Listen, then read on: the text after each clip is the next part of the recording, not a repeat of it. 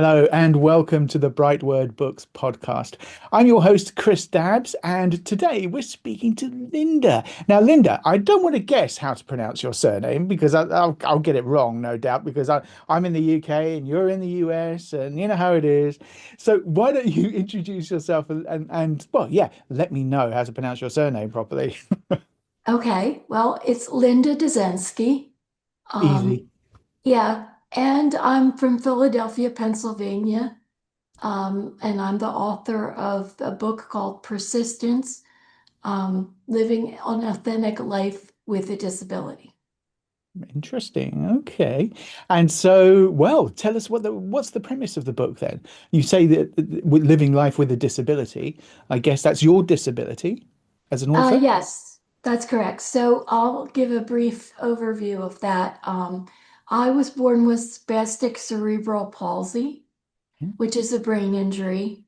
Um, and um, I've now lived in my 60s, so I've lived a longer life. But it was always my goal to educate people about what it's like to live with a disability, because I find that people don't, general public, I guess, doesn't have a lot of experience with disability and they may be intimidated. And unfortunately, in the United States, there's a lot of discrimination about having a disability. And the book was written with the title Persistence because I've always felt that, I had to push through a lot of barriers to get where I wanted to be, which let me just say that I feel like I'm a regular person who happens to have a disability, and I've decided that I'm not going to let my disability be everything about me. So I was in a segregated school for children with brain injuries when I was young. I had some surgeries. And then I got to a point where they said, well, we think we've done everything that we can do for you.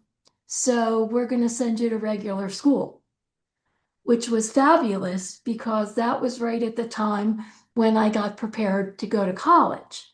Hmm. And then after that, it was graduate school and a career. And, you know, so I've had really good life, but it's because I was the one that really made sure that, you know, well, my parents were wonderful to me. That's true. And my mother always encouraged me to be persistent. And so, you know, I've gotten good things in my life because I've pushed my way through any barriers that I have. And that brings me back to the book just a little, because the reason I wrote it is because almost everybody I know and that I've ever met has something about themselves that, could potentially be a personal barrier.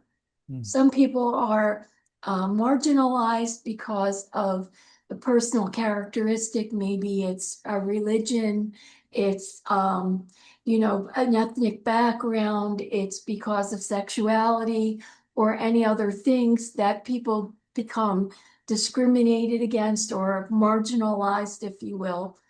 And so my point is that if you push through some of the barriers to be where you want to be, and you work on things that make you happy, and you're comfortable in your own skin, then you're going to be a more authentic person and have a better life.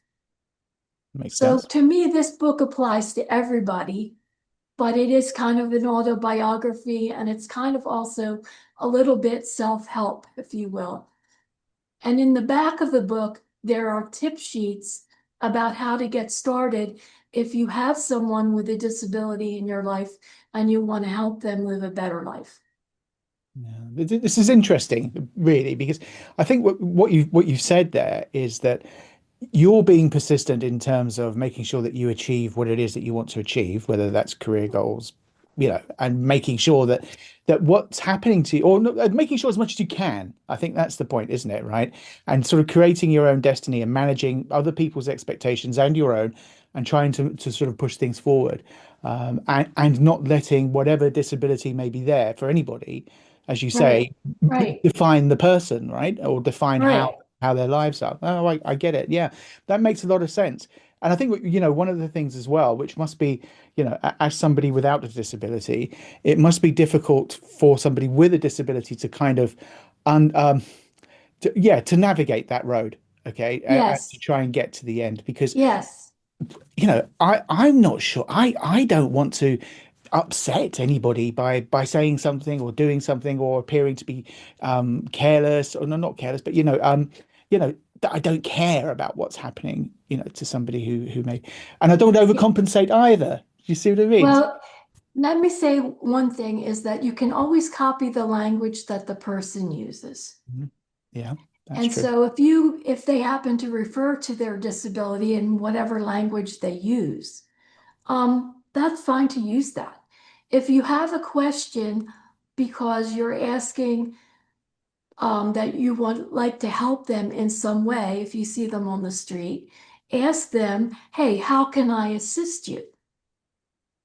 Um, I find, to be honest with you, that if you approach it from a point of view of being authentic in terms of um, honesty and not, you know, the salacious kind of question like, oh, well, what is your disability? And, making comments that are inappropriate about uh, just morbid curiosity, I guess.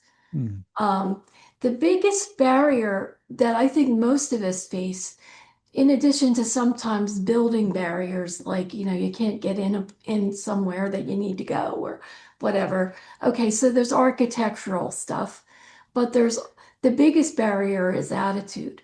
I find that if somebody is approaching me from a point of view of trying with good intentions, trying to help me, even if they don't use the right language, I'm not offended by that.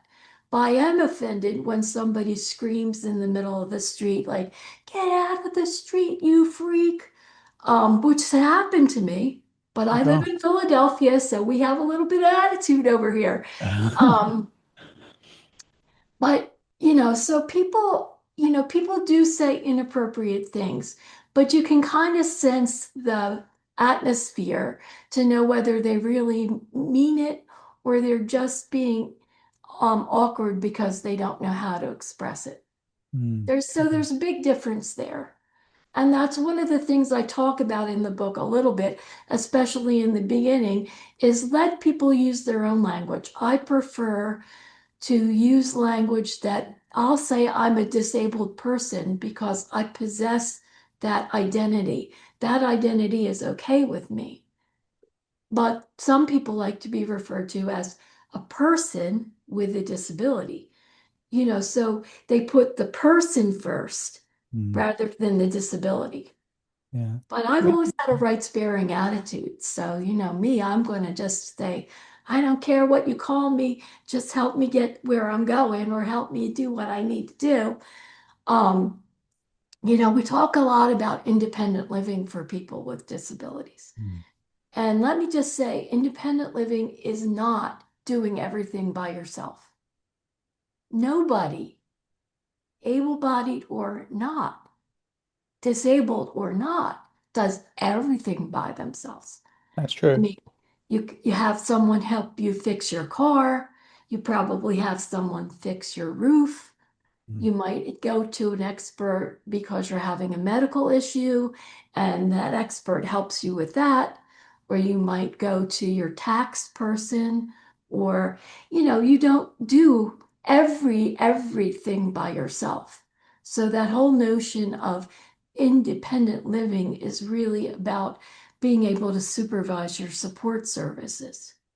So someone like me, by the way, I walked with crutches for most of my life, and then recently I transitioned to a wheelchair. Um, I find that it saves a lot of energy and I'm a lot less tired. And I Mm. was having a lot of pain in my knees. Um, so I made the transition to a wheelchair. So it could change over time. And the interesting thing about being a person with a disability, I think, and why I encourage everybody, now I can say around the world, because I'm talking to you in the UK, is, be flexible and don't be afraid to do things in a new way. And it's not always about how it looks.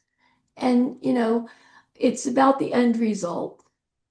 But above all, my recipe for authentic living is just being comfortable in your own skin and being willing to be honest where you have to be. But if you feel like somebody is really, you know, not accepting of yourself, then, you know, don't let it get to you. Just be very superficial with them and walk away. Yeah. Because the person that has that kind of attitude, no one needs to waste that energy. No, no, that's true. And that's where your persistence comes in, right? So, Yes, you know, but I will defend myself if someone says something really ignorant. I mean, it's not like I'm, in addition to being persistent, you have to be assertive, yeah, sure. You're not a but passive not person, right? aggressive. That's Hmm. the difference. Yeah, yeah, yeah. I'm not going to be passive about it. I can't be passive about it. No.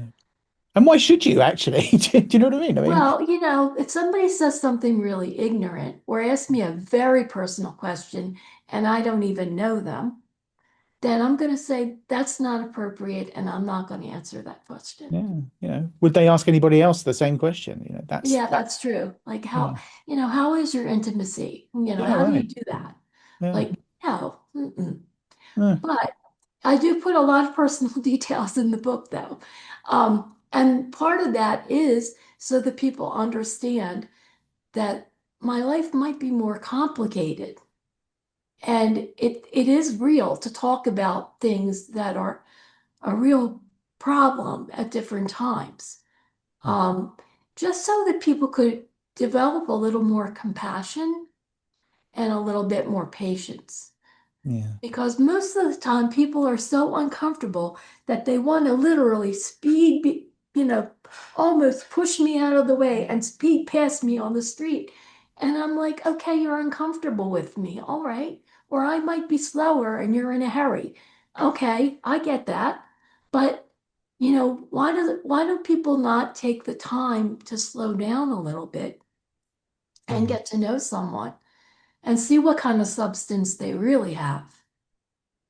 Like wait 5 minutes to talk to me before you make an assumption about me. Yeah. No, that's honestly, that's really why, isn't it? And you'd think it would be a normal thing, right? And I'm sure I can't be, you know, completely whiter than white, as it were, and that I've never rushed past somebody or I've never done anything myself. I'm sure that much like you have probably lost patience with somebody. Do you know what I mean? Yes. So, we've all, I guess, done that. But I think that it is from your point of view and from people who are people with disabilities, it's about letting everybody else know. Well, first of all, it's about letting yourself know, isn't it? This is what you're saying, that Yeah, it takes a while to get to a level of acceptance. Let's talk for 1 minute about the Mm, fact that a lot of people acquire disabilities oh, sometime later in their lifetime. mm. I actually feel I have an advantage because I've always been this way. Well, I So was going this to is ask you about my that. this is Yeah. my normal. I was born Mm, this way. But someone who has a car accident or someone who has a medical condition that creates additional symptoms over time or whatever, someone who is dealing with a family member who suddenly needs more help. All of these things are reasons to go through a grieving process. I say grieve the heck out of it if you have to. Grieve mm, it. Yes, grieve it. But you will eventually come to a place where you're, all right, well, let me get back to my life where I was rudely interrupted by this thing and find a way to go back to what I was doing before or go back to something that's related to what I was doing before because I can no longer jump out of airplanes. I Mm. have to find a way to maybe teach pilots or something else. I'm not making good examples today, No, it's a good one. but see, the issue is that people are always, I think, more concentrating on how they appear than worrying about like what is the real substance. Like if I need to, because I can take a few steps still, I didn't completely give up walking just because I'm using a wheelchair, mostly for long distances. But there are times when my balance is really not good and I might stumble a little bit or I might look like I'm, going to fall or something. So if I was going to get hung up about how I look all the time, that's an additional barrier to me. But most of the time, I use humor, and people who will read this book, and I hope people will read this book, will see my sense of humor about it. Like the fact that I'm spastic, one thing that happens is I have a startle reflex. So I can say things like to you, like, I never pour a cup of coffee while I'm waiting for the bagel to pop up out of the toaster. Because a sound like that, a sudden sound like even a bagel popping up out of the toaster, could startle me. So if I'm pouring coffee, I might A, spill it all over and make a big fat mess, or I could burn myself. So I have to be careful about noises and things like that. But, spasticity in itself is also a great sense of, it's a source of humor to me because, the fact that I'm so jumpy sometimes you just have to laugh about it because you can't let things always get to you. It's what I'm saying in a nutshell is it's not a tragedy. It's really not a tragedy. I have a lot of gifts that I choose to focus more energy on than the things that I can't do. And that is the one, if you take nothing else from this discussion today, and to the people that are out there listening, concentrate on things that you know you can do. Find people who can surround you and support you who can do the things you can't, Mm. but focus on things that make you happy so that if something does change, you can still focus on the things, even if you find a new way to do it. Um, there's a video which airs on our public television that is a woman who was a ballet dancer and she had a car accident. She had a spinal cord injury and she decided to teach herself to dance in a new way. So Interesting. she put together a performance of her with other dancers dancing in a new way. And that was the single most wonderful example that I can quote for people that says, okay, you can't dance in the traditional way, find a new way to do it. Well, Whereas, or just keep swimming, find a new way to swim. mm, that's true. I guess is it as simple as adapting? Um, Yes. yeah. But no, absolutely. I mean, as you said, Experiment. It's like perfecting a recipe. yeah. We all add those additional ingredients here and there to see what tastes better, Mm, right? So if it's your activity, try it a different way. There's all kinds of technology out there. Um, these days, this is how long I've been involved in the disability community. There is a program for computers where people who can't type can talk to their computer. It's called Drag and Dictate. mm, A lot of doctors and lawyers now use that. But in the beginning, that was actually designed for people with disabilities who couldn't type on a keyboard.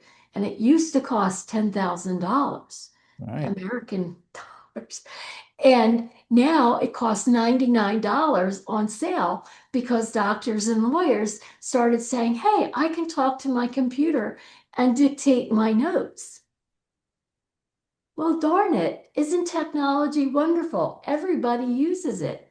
People Hmm. have apps on their phones, they have reminders to take medication. But a lot of people with disabilities use that to help them keep organized. And families who worry about where that individual might be because they might go out and get lost or something, they put a locator on the phone so they always know where the person is. There's all kinds of technology that can be wonderful for people. And look at you as well. As you say, you've transitioned to a wheelchair. Now, I don't know what kind of wheelchair or anything else, but I imagine that technology in some respects has done something to it, either made it It's lighter. lightweight and it's portable and it Yeah, fits in the trunk of a car. exactly. So I can go out in cabs and do everything that I have been doing. Although my employer, because of the Americans with Disabilities Act, my employer gives me reasonable accommodations, which include a lot of working from home. And I go into the office only when I need to for meetings. Um, so um, I will say that the other thing is an example such as a ramp. There's a lot of portable ramps out there. If Mm. you suddenly find yourself in need of a ramp, you can always take one in your car. Because if you have one that you can fold up and put in your trunk, you know, you're good to go. That's Um, true. Yeah. and like I said, the two biggest things to worry about are any architectural barriers. And I know England, like Philadelphia, everything is old. I've Mm. been to England one time many years ago, so I know everything is very historical. And there's a lot of anxiety about, changing the architecture of historical landmarks and things. Okay. But there are ways to make programs accessible so that if you're visiting a museum, maybe you can get into the first floor. Why does everything have to be located on the upper floors? Oh no, totally. And I think that not just in this country, but perhaps across to Europe or some or like that. I think that you've got, there is quite a big, I guess it's the law, it's legislation about new buildings or refurbs or anything else like that that have to be able to be accessible to people. So I think it would kind of be very weird to not see, at least from my point of view, to not see some accessibility. But of course, I wouldn't notice how infrequent that is, right? Or how rare Yes, it is. exactly. But the thing is, if you were in a situation, let's say, you bought a building and Mm. you wanted to know, okay, how do I make this building more accessible because I want to have people coming in for meetings and things. There are ways of doing it that, there's certain basic technology that you should have available. And there's these portable ramps if you need them, or you can do a permanent ramp if you're going to have a lot of visitors with disabilities. But the thing is, if you know that you're going to have a visitor with a disability, you could ask them, what kinds of accommodations do you need? Sure. Ask them ahead of time. They will tell you. They are the expert in what they need. And maybe that day you only need to provide a sign language interpreter or some kind of captioning. Like if I needed captioning during the interview, there are Mm. ways of turning on the subtitles at the bottom of the screen so that I could read what you're saying if I couldn't hear it. Yeah. You know, so but first ask the person and don't assume that just because a person has a disability that you have to give them something in Braille. They may not be blind, Mm. so you don't give people something in Braille if they're not blind, right? Yeah. I know you're looking like, well, isn't that kind of logical? But Yeah. you would be surprised Really? when you go to a restaurant, how many wait staff have given me the braille, or the large print menu? I might look like my eyes are a little weird, which they are at times. That's part of the brain injury, which is it impairs my coordination, which is a reason why my eyes don't always point in the same direction at the same time. But the thing is, I smile about that because I'm used to it. Yeah. But when I get a wait staff that's obviously uncomfortable with me because they've never served a person with a disability before, the thing to do is ask me what I need, Yeah. you Okay. know? That makes And so much sense. But I think that if you think about wait staff as well, maybe the younger wait staff as well wouldn't really sort of wouldn't feel confident enough to do that, unfortunately. But this hopefully it's changing. But I can see what you mean about well, that's okay. why I would start a conversation. Yeah. Oh, no, you don't have to do that. You can just do this. Or, like moving chairs for me now to slide in under the wheelchair. I might decide that the table is too high and I don't want to have my chin on the table. So I'll say, let me transfer to the chair. Let me transfer to the regular dining chair. You know, so it does take some flexibility, it takes a little creativity. It may take a little bit of time. Mm, But solutions are easily invented all the time. And once you have the experience, it becomes a no-brainer. sure. You know, So let's get sorry to interrupt, sorry. Um no, go ahead. let's go back then to how you started out. Let's have a look at the early days of your life, if that's okay. You mentioned obviously going to a school that um, specialized, I guess, is in helping people. Um, how did that work? Lots of physical therapy, some occupational therapy to improve my use of my body. I actually walked first when I was 8. So I did a lot of crawling around on the floor before then. And before you think, oh, that's horrible, horrible. No, I had to learn how to move my legs.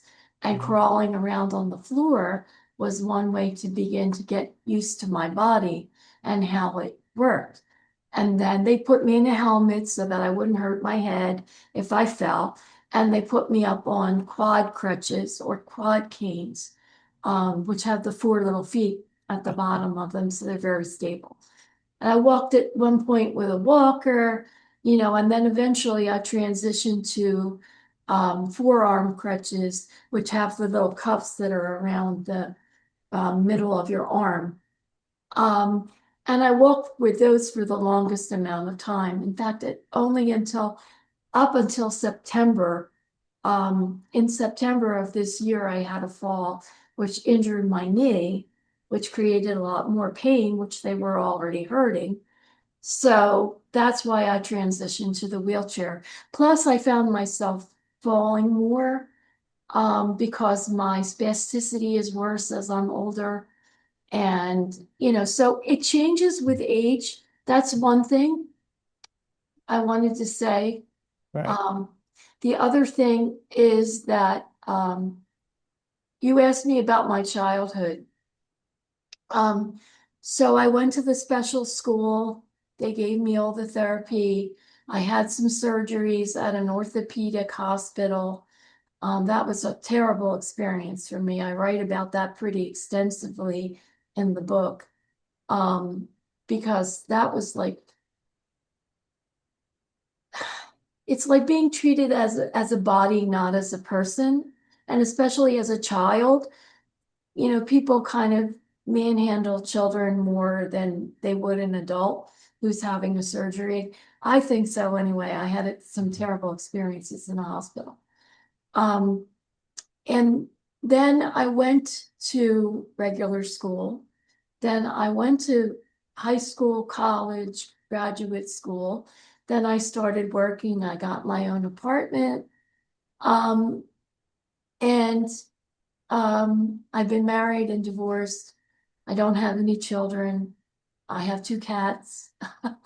Um, I travel when I can. Now that I have the wheelchair, I'm going to start traveling again. I wasn't traveling because the walking was hurting my knees a lot. Um, so I feel kind of, it's kind of funny. Okay, I wrote the book actually because it was my legacy. I said I wanted to educate people. But I also felt like if I write this book, I'm going to unpack a lot of suitcases, painful suitcases. And it was very therapeutic for me. Um, it brought up a lot of memories that I had forgotten about.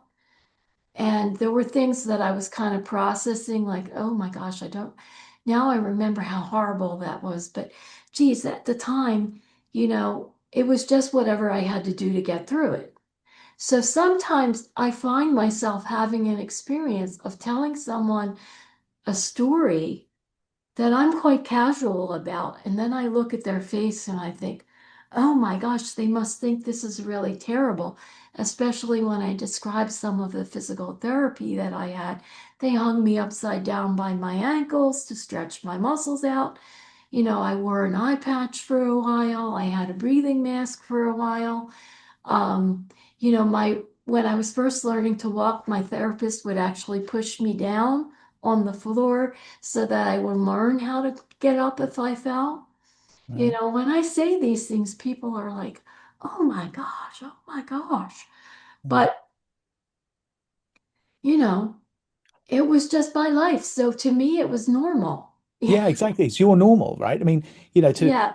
I guess it's simple to think that that just sounds sadistic, and they're just trying to make you suffer. But I suppose in some respects, it's not, is it? I suppose the tougher it is at the time, right? Does that help? Did it help? Do you think Yeah. being Well, pushed the down on only stuff? stuff that I really didn't like was some of the indignities of being naked in the hospital Oh, and yeah. having all these young male doctors looking at me. And I couldn't wear under things because they were concerned about taking pictures of my posture.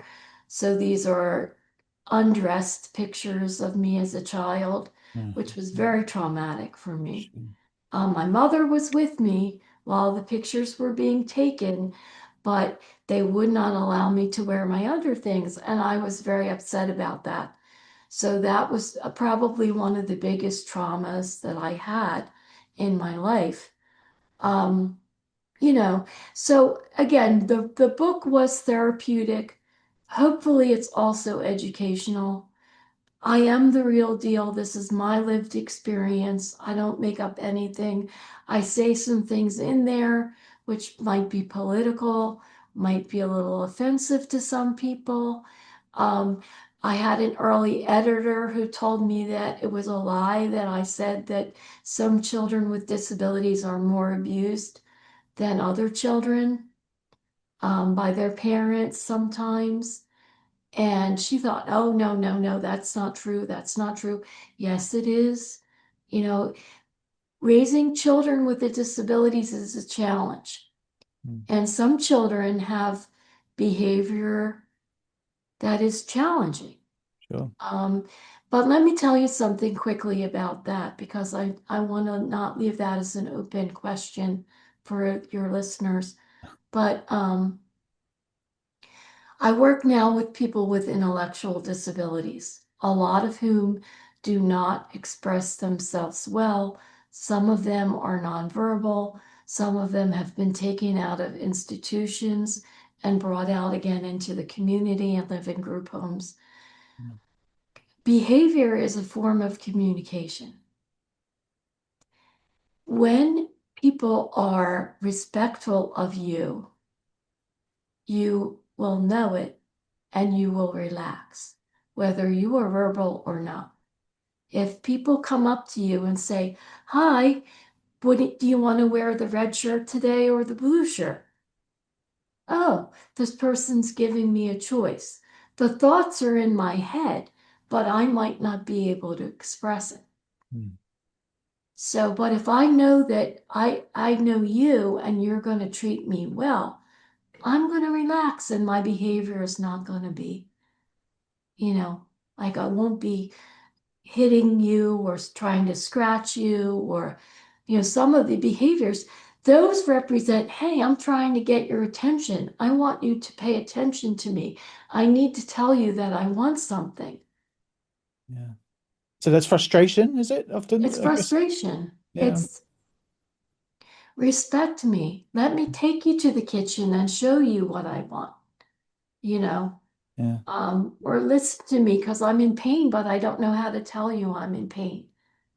Yes, I think Um, this is the non-verbal side of things, isn't it? I think it's, again, sometimes people probably think that it's a choice to be non-verbal as opposed to, you know, It's not a choice. For a lot of people, it's not. mm, But they can learn if they're in the right circumstances, they can learn. And again, assistive technology, picture books, yeah, pointing to, I need a drink, I'm hungry, um, you know, preparing me for an appointment, letting me know, okay, today we have to go to the doctor, and I want to let you know that I think the doctor's going to give you a shot,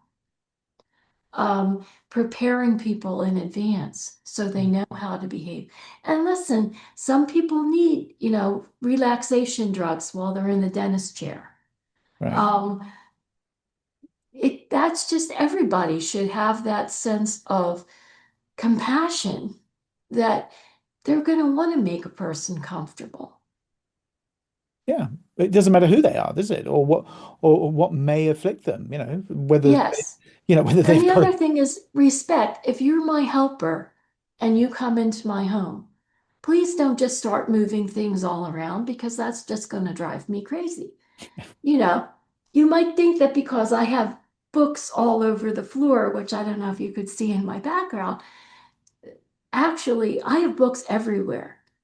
I'm not even just a writer, I'm a voracious reader. I have books everywhere. The thing is, if you start moving stuff all around, how am I going to keep track of what I've read and what I haven't? I know, So and I don't say do that to it. my wife when she comes in here. You know, But she probably said, clean up your office. You have people on camera all the time. They see exactly. your background. That, um, you know, but Yeah. it's good to have fun with things once in a while and have a lighter sense of humor about it. But the sense of humor has to come from me and not necessarily from you if you're uncomfortable with that, but, Mm. you know, I think that's the thing, isn't it? And I think as you say, the persistent side of things is where it's at, isn't it? Really. I mean, yeah. we are running out of time though, Linda. Okay. It's always the way. It's always the way. I always end up having such great chats with authors. It's fantastic. So let me ask you a sort of penultimate question then, really. What message do you want people to take away, or what lesson do you want them to learn from the book? What can really help them to just kind of change their mindset a little bit, if that's what you're looking for people to do, of course. Um, take take time to get to know people that might be different than you. Mm. Also, be patient with yourself if you have a difference. You know, if you choose to hide it and you can, okay, that's fine. But if you really want to be comfortable, you really need to expand your circle of people you can trust to say, hey, underneath my clothes on my back, I have a terrible rash, or whatever it is that might be the thing that you're the most self-conscious about. And if you have an injury, find a way to do what you love in a new way if you have to. But Mm. don't get, upset about the fact that you might need people coming in to help you do things you used to be able to do. But focus on the things that are really important that you want to get back to. And always remember that if you're supervising the work, that's just the same as running the ship. Oh, that's true, So isn't it? Yeah. whether you have, whether you're a rich person and you have a valet who helps you get dressed in the morning, or whether you have someone who takes care of you who helps you get dressed in the morning, what's the difference? Act like you're the boss. You are the boss. Well, yeah, But never, ever give up. Never give up. Push through it. Find a way. and there are ways now, aren't there? As we talked Yes, about, technology, and as you say, if you have a valet come in to help, yeah, that's it, or even a home help, as we would say. yes. Yeah, all of those things, all of those Yes, things. And, without sounding too glib here, but I mean, there are things, obviously, that can help, and so that's the main thing, isn't it? Really, yes. do you know when you said earlier on about the skydiver, somebody who had an accident and can no longer jump out of planes or whatever, but actually who sort of transitions onto a new role within that community, but still stays in the community that they love. In other words, training pilots, perhaps. Yeah, I thought that was great, and I think you kind of like push that one aside, but I think that's a perfect example, isn't it? Well, yeah, but that's having worked with people who are in employment training, and they're newly disabled Right. because of some injury. They come in, they're very frustrated because they can't do anything that they used to do. Yeah. Okay, grieve it. And when you're ready to move on to the next step because you're bored, you can't stay home and hide. Don't stay home and hide. Get out there, get involved, find something that makes you feel purposeful. Find purpose, Mm. whatever that is. It might be something new, And but do that after the grieving, as you say. yeah, after the grieving. And I write about the grieving of all the things that happened that I was very unhappy about as a child. Mm. All those things. Unpack those suitcases at some point. And if you feel like you have a book in you and your experiences are unique, then write about it. Okay. Teach, educate, Oh, you know. well, you've educated me today, Linda, right? So, Oh, and good. I I'm and I glad. thank you for that, to be fair. Okay. I think that it's definitely helped me to, our talk has definitely helped me to think about things in a different way, and to realize about how persistent, people have to be in order to deal with the Yeah. various things that whether it's physical or intellectual or whatever, any of Yes. those things. Yes. And it's about respect. And that's the main thing. It's about respect. We are all people, whether we look different or we all, people are so concerned about being in the middle, being part of the group or, looking the same as everybody else, wearing the same clothes everybody else wears, not sticking out. But, you know, my attitude now is I have long hair. I can shake my hair and I can learn to dance in my wheelchair, you know, It's and true, I'm isn't going to do that it? Yeah, because yeah, it makes me happy, you yeah. know. It's about happiness And we and should be just, purpose. yeah, we should just be considering that as being you. It's just what you do, right? It's nothing to do. It shouldn't be special either, should it? Really, it should just be like, well, that's what you do. Well, the other thing is everything special is always more expensive. Well, So, the thing about the technology that I said that was really important is initially living with a disability and buying a lot of new equipment and things can be very expensive. Mm, But over time, you're going to find technology that works for you and don't be afraid to experiment. Lots of people will use a piece of technology differently than someone else uses it, or maybe even for a different purpose. mm. And that's ingenuity. That's being an inventor. That's flexibility. And those are, things we talked about earlier.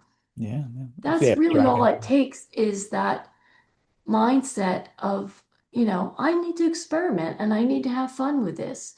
Mm, And I'm going to fall on my nose sometimes because it's not going to work out. And then the next time I'm going to, do something different or I'm going to modify that recipe until it works.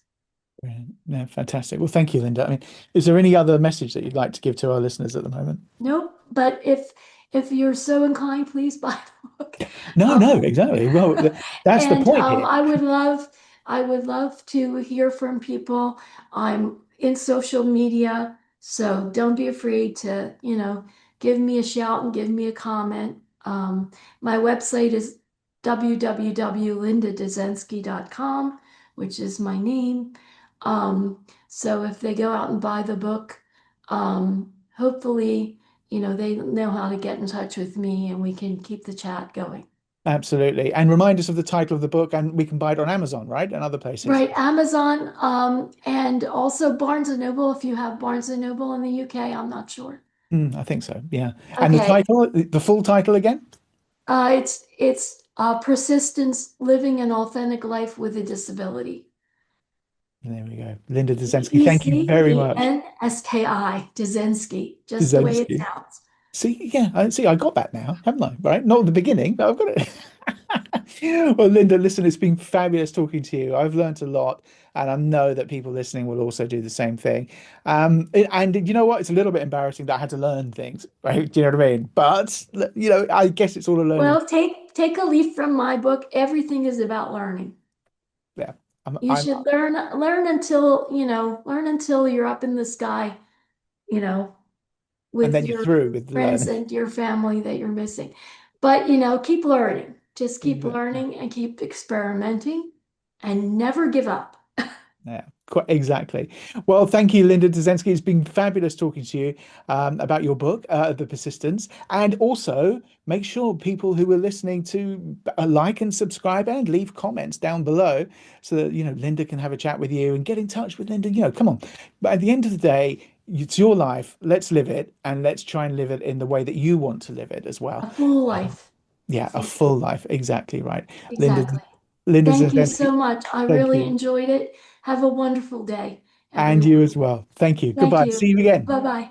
Bye bye. See you later.